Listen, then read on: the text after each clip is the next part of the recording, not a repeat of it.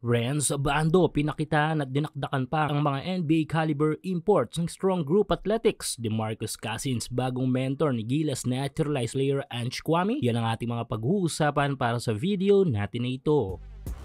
So 3 araw na nga lang ay muli na nating mapapanood ang ating representative team sa 34th Dubai International Basketball Tournament, kung saan ay talaga namang kakaabangan ng ating mga nabuong lineup. Tulad dati ay hindi nagtipid sa budget ang SGA dahil mix of talented players ang kanilang mga naidala sa kanilang final roster this tournament. Yes, mix of college standout players, pro players, Phil-Ams at mga dekalibring mga former NBA players sa mga imports na kanilang nakuha. Nito lang ay nilabas na ng mismong DBC ang kanilang official 10 teams na magko-compete sa tournament. Sayang nga lang at hindi nakasama ang Lebanese champ team na Al Riyadi, pero meron pa rin namang representative team ang Lebanon. Ito nga yung Beirut at SAG na alam naman nating hindi ring madaling kalaban. Bukas na ang unang laban ng SGA kontra sa national team ng UAE, pero hanggang sa mga huling oras ng paghahanda ay talaga namang puspusan ng ating mga players. Isa na nga sa pinakakilalang manlalaro among locals natin ay si Renz Abando, na talaga namang na-miss ng mga Pinoy basketball fans na makita sa isang actual competition game. Matagal-tagal din kasi ang naging pahinga nila Kai, kung saan ay hindi na nga muli itong lumaro sa KBL ng Korea, at hanggang sa ngayon ay nakahang pa ang ilang mga offers sa kanya ng mga liga overseas. Kaya naman this tournament ay marami tayong makikita panigurado dito sa tinaguriang era Abando ng KBL, at siguro gigil na rin si Kabayan na muli nitong ipakita sa Asia at sa buong mundo ang natatagong husay nito sa game na matagal na nabakante. Sa katunayan, sa ensayo pa lang ng SGA ay talaga namang intense na ang game kay Abando. Dito nga sa 5-on-5 practice ng team ay dakdak agad ang pinansalubong ni Kabayan sa mga NBA caliber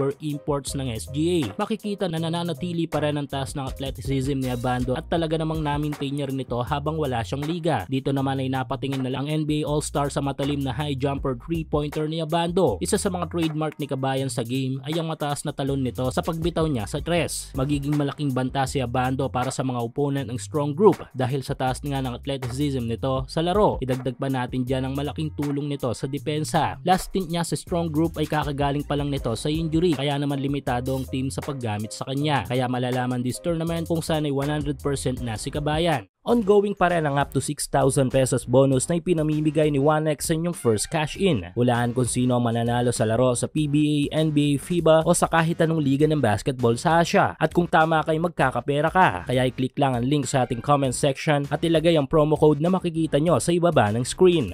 At speaking of banta, tila nakakatakot isipin para sa mga opponent ng Gilas o Strong Group Athletics ang ginagawang ito ng NBA All-Star na si DeMarcus Cousins sa ating naturalized player na si Ange Kwame. Yes, tila malupit na mga kalaman ang ibinabahagi ni Boogie Cousins dito kay Kwame na paniguradong magagamit niya sa hinaharap. As a big man ay isa itong si Cousins sa mga tinitingalang mga players sa mundo noon. Dominante at parehong maasahan sa opensa at depensa. Hindi na nga masukat ang mga experience ni Boogie Cousins pagdating sa basketball, kung saan ay nakaharap na nga nito ang halos lahat ng mga mahusay na big man sa kasaysayan ng NBA. Kaya naman ang matutunan ni Kwame ang lahat kay Cousins ay tiyak na malaking banta at nakakatakot na bagay para sa mga makakalaban ng ating national team sa hinaharap. Abangan natin si Kwame at Abando sa magiging stint ng SGA sa Dubai. Nga pala, wag din natin kalimutan ang isa pa nating representative team na Zamboanga Valientes na underrated ang tangan na lineup.